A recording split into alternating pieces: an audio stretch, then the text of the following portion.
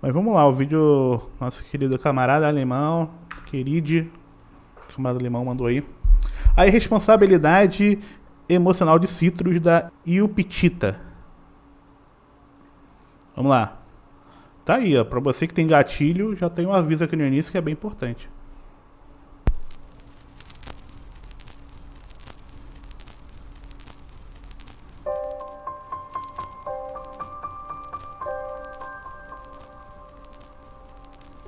Limão não é fake.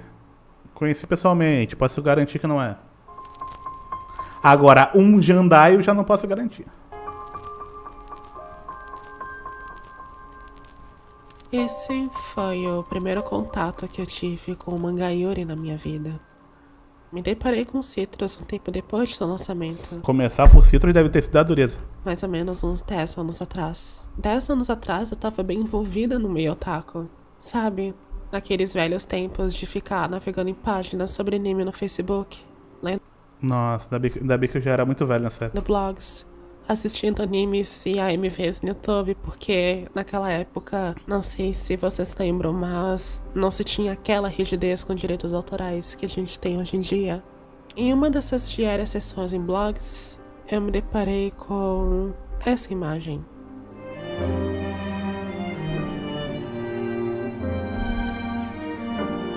E os fanarts de Vocaloid sempre foram muito fortes. Mas me pegou tanto ver duas garotas juntas daquela forma, genuinamente se amando. Me despertou um sentimento tão especial, tão acalentador, uma necessidade de conhecer histórias onde duas mulheres se amam da maneira mais terna possível. E por causa desse contexto Tá aí, ó. Às vezes o spoiler não é do bem, né? Às vezes o spoiler é do mal. otaku que eu tava, os mangás Yuri foram a minha primeira alternativa para esse tipo de história. E eu fico muito desgostosa que a minha primeira experiência tenha sido com Citrus, em vez de algo como Kaze-san, que é uma série mais confortável, e era um outro Yuri popular da época. E eu não fico desgostosa porque Citrus é mais dramático, é um romance mais pesado, ou mesmo porque ele aborda um pouco do tabu do pseudo-incesto, mas porque Citrus simplesmente retrata uma romantização problemática sobre responsabilidade afetiva e, consequentemente, abuso. Talvez seja do e mesmo lugar, assédio. sei lá, E na é região. com esse tipo de agressão que nasce o relacionamento de Yuzu e Mei. Yuzu é transferida para uma escola só para garotas por conta do novo casamento da sua mãe. Assim que pisa na escola, é repreendida pela fria presidente do conselho estudantil por não cumprir com o código Lembrei qual que é o Citrus, tá? de vestimenta. E quando ela chega em casa, ela descobre que Elas aquela moram garota juntas, é aham. a sua nova meia-irmã. Na primeira noite juntas, dormindo como irmãs, Yuzu começa a provocar Mei por ter flagrado ela beijando um professor. Ou melhor, sendo claramente forçada a um beijo, porque aquilo ali, ela tava com os pulsos segurados daquela forma e com cara de incômodo. Vocês entenderam o cenário. Irritada com as provocações, Mei replica ali em Yuzu o cenário que ela sofreu mais cedo, dessa forma. Eu acho que teve sim. Teve de Citrus, né? É que eu não participo dos casts, mas. Eu sou muito hétero pra isso.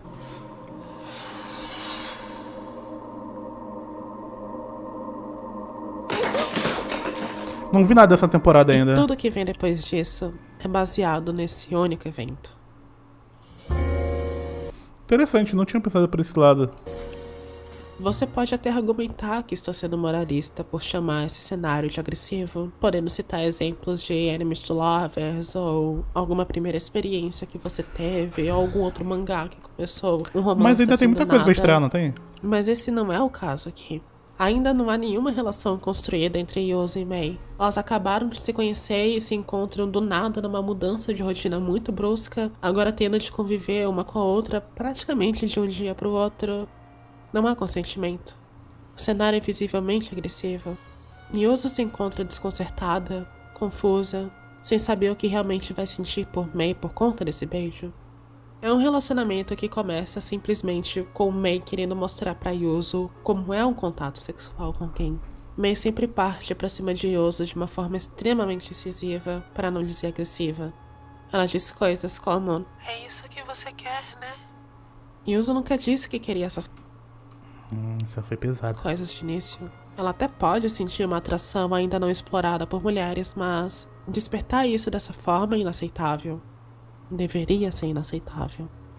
Mas é o padrão dessas obras. Mas então, Janda, isso não importa pra esse tipo de pergunta, meio que não importa, tá ligado?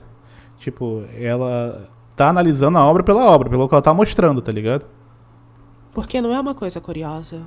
É algo abrupto, como se fosse necessário esse tipo de cenário pra você começar a sentir atração por alguém do mesmo gênero. E essa invasão é sentida pela própria Yuzo, porque é uma cena onde ela própria beija Mei forçadamente, afirmando que isso é tudo porque você me beijou.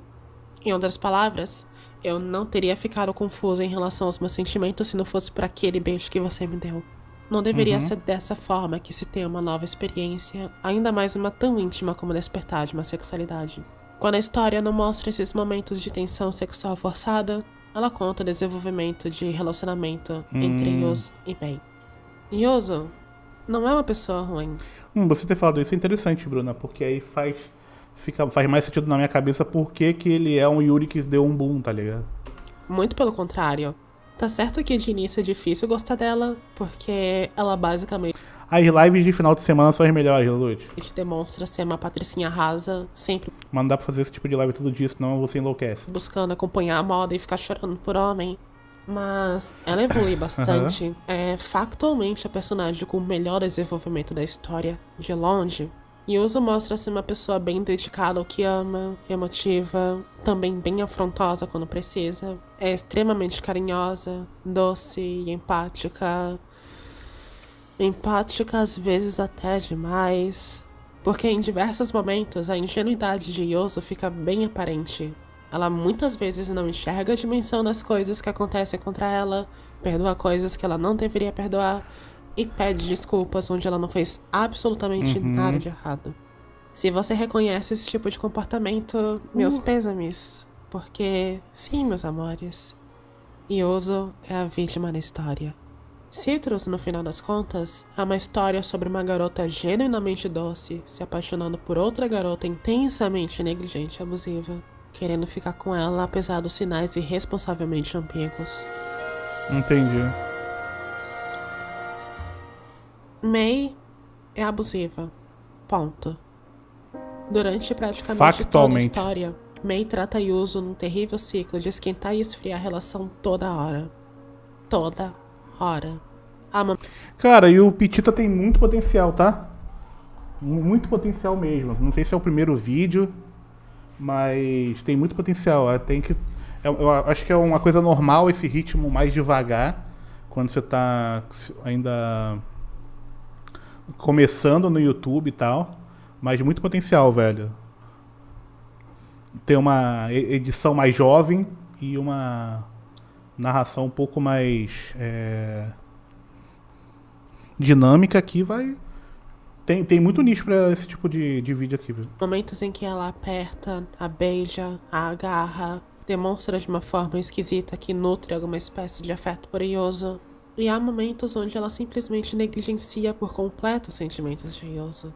Mei muitas vezes é rude, desnecessariamente fria, fazendo com que Yuzo sempre sinta que tem algo de errado. E quando Yuzo questiona sobre o que diabos é o relacionamento delas, Mei faz tudo parecer uma brincadeira de adolescentes, de uma forma bem manipulativa. Ela não dá respostas satisfatórias quando confrontada por Yuzo, e por fim, costuma dar o tratamento de silêncio vou botar. pra ela. Ser negligente Deixa eu colocar... inclusive, eu botei no loop. Já vão se inscrevendo aí no... Assim como eu fiz, né? Vão se inscrevendo aí no canal. com os sentimentos de alguém, independente de correspondê-los ou não, é uma coisa abusiva. E isso é factual. Paguem esse vídeo pra Caio Meet, que aí ele tem mais público, né? Pra ganhar mais views aí pra nossa amiga. Não só factual, como é o que Mei mais faz durante a história. E Citrus tenta justificar Paga o pro Caio Meet, comportamento paga pro de Mei, Kitsune. mostrando que ela é visivelmente traumatizada com alguma coisa que Boa a noite, tornou Dantas. fria, impiedosa, pessimista.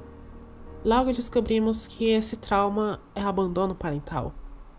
Há também uma teoria até que plausível que Mei teria sido abusada durante a infância. Sendo isso verdade, isso explicaria todos os comportamentos erráticos de Aihara Mei. Para piorar, Ela basicamente estava com o casamento arranjado, programado para o fim do seu último ano de escola. Uma situação realmente fodida. Mas explicar os comportamentos de alguém é algo completamente diferente de justificá-los. E é aqui onde Citrus mais falha. Não só retrata cenas de assédio como uma mera casualidade, baseando o relacionamento inteiro em uma agressão, mas romantiza todas as ações de uma personagem abusiva. Quase nenhuma ação abusiva de May tem consequências graves para ela. É como se a autora dissesse o tempo todo que May é assim porque foi traumatizada, tá ok ela ser assim. As coisas sempre sobram pra Yuzo de alguma forma. Ela se sente horrível por uma coisa tão mínima, ou às vezes coisas que ela nem fez. Óbvio que ela vai ficar mal. Pô, e no final... Pior que o anime deixou bem claro isso aqui, né? A maneira aqui, ó. Essa forma aqui, né? É uma forma muito... que era muito utilizada antigamente no cinema. Pra mostrar a violência, mas não baixar o teu... e não subir o teu... negócio parental lá de idade, né? Então... ela dissesse o tempo todo que May é assim porque foi traumatizada, tá ok E aqui, ó, sem mostrar a cabeça, sem mostrar o rosto, né? Um negócio meio violento. e ela ser assim. As coisas sempre sobram pra Yuzo de alguma forma. Olha lá. Ela se sente horrível por uma É literal abuso mesmo, né? Bizarro. coisa tão mínima, ou às vezes coisas que ela nem fez. Óbvio que ela vai ficar mal. E no final, May volta a demonstrar afeto por Yuzo, demonstrando que não, tudo bem, eu gosto de você, fica comigo. E tudo fica bem, como se nada tivesse acontecido. E ela faz o ciclo de esquentar e esfriar se repetir. Se repete até o final da história.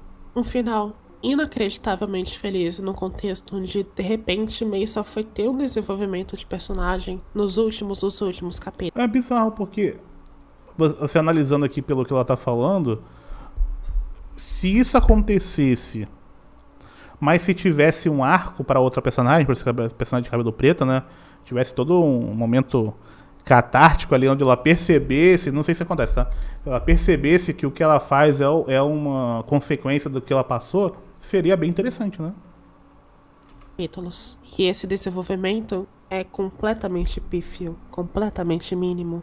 É difícil ter empatia com May, mesmo nesse contexto, porque ela não faz absolutamente nada para melhorar em qualquer aspecto que seja para se resolver de alguma forma. É claro que isso é sempre algo difícil para uma pessoa numa situação de trauma, mas a obra simplesmente normaliza tais comportamentos de May.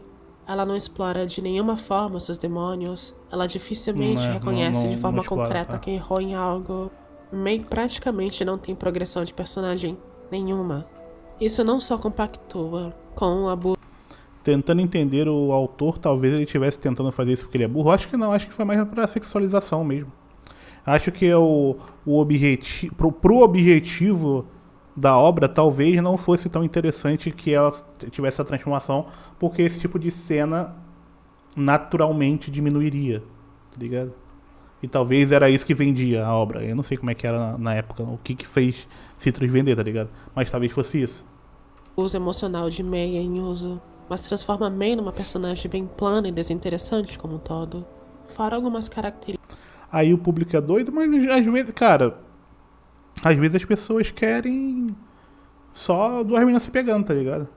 Mais corriqueiras, raramente Não tô falando que isso é certo nem que é errado, tô falando que às vezes as pessoas só querem isso. é apenas isso tudo que eu falei durante o vídeo. Notem que não tô criticando a falta de realismo nesse tipo de cenário.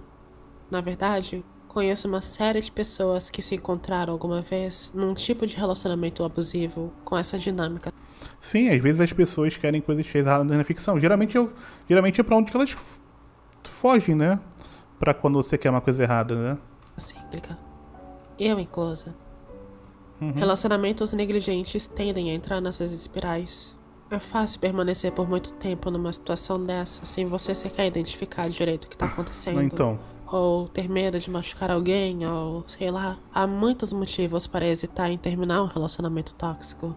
Também é compreensível ficar com raiva de Yuzo por se deixar permanecer nessa situação, em vez de cortar laços com Mei e ficar com a melhor amiga dela, Harumi. Eu Amo Harumi. Eu genuinamente amo essa personagem. Ela é acolhedora, energética, criativa. É a garota mais responsável emocionalmente do mangá inteiro. É uma Gyaro como Yuzo também. Elas seriam ideais uma pra outra. Mas não é algo simples. Não é assim que funciona. Nunca é fácil para alguém perceber que tá numa situação abusiva. E pior, nem sempre é fácil só ir embora. Reações podem ser imprevisíveis, como as de Mei. Ainda bem que foi avisado que ia ser um assunto pesado, né? Ora amando, ora odiando. Isso aí é A gatilho pra gente muita nunca gente. sabe como a pessoa vai reagir no momento em que chegamos para ela e falamos: olha, não dá mais. A gente Por sempre quando alguém fala a palavra olha, o meu cérebro já emenda com se você não me ama. não tem como continuar É foda, junta. né? A imprevisibilidade nesses casos confunde muito e às vezes assusta. E durante boa parte do mangá, vemos Yuzo caindo num ciclo de se desesperar para agradar Mei e consequentemente pisando em ovos com ela. Aquele caderninho de como conquistar o coração da Mei e da Yuzo é um bom exemplo disso. Na verdade, talvez o melhor exemplo daquele mangá todo. É que sexta-feira eu tive que fazer uma prova que tem um avaliador e aí olha só a mesa, e tua mesa não pode ter nada. Aí tá tudo jogado aqui, tá uns negócios tudo pro lado aqui, aí o negócio do Stream Deck tá pra lá. Aí eu esqueci até de pegar ele.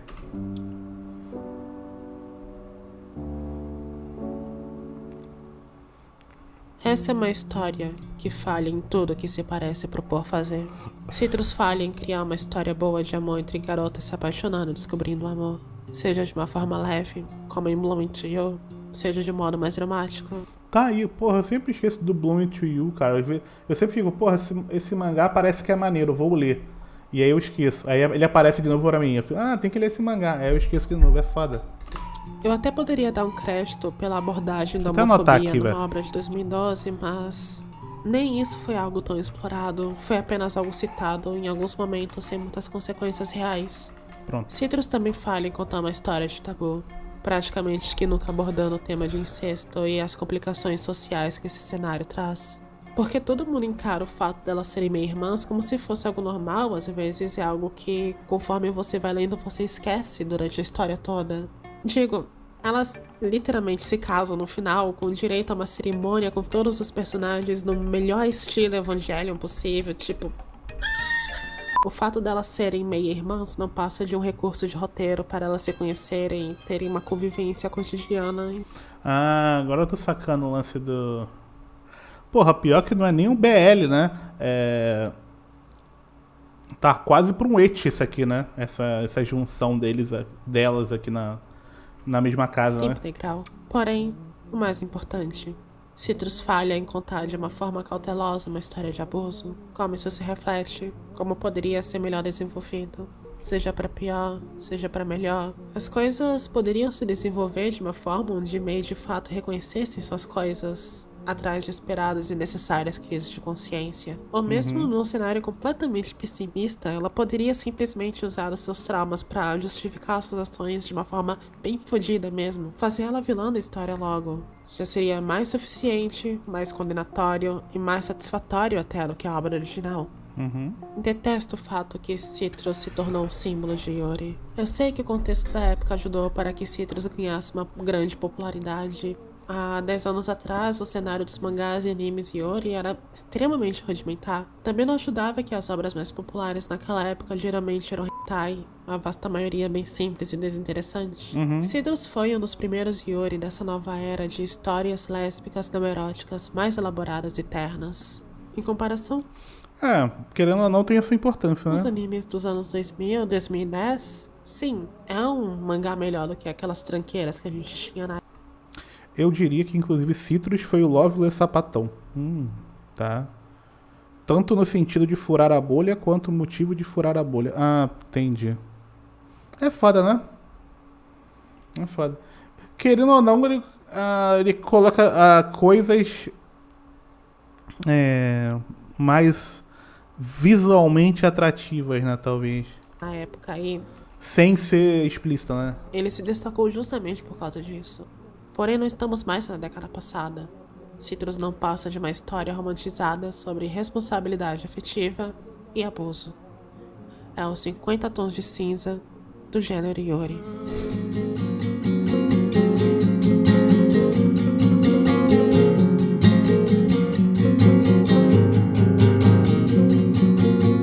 Não, por isso que ela utilizou 50 Tons de Cinza, né? Que é da mesma época, né? Não usa um negócio muito velho, né? Mas os anos 90 foi 3 décadas atrás, mas há 3 décadas atrás aconteceu muita coisa, viu? Muita coisa. Ótimo vídeo. Deixa eu só ver se tem outros vídeos aqui. Ou foi o primeiro? O primeiro. Ah, lançou hoje. Tá aí, ó. Cara, muito bom, muito bom, muito bom. Acho que tem bastante potencial. Se conseguir lançar um videozinho por semana aí, acho que tem muito potencial. Eu acho que é um nicho que tem muito espaço, tá ligado? Tem poucas pessoas aí que falam sobre.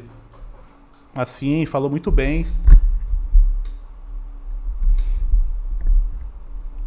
Gostei mesmo. Gostei mesmo.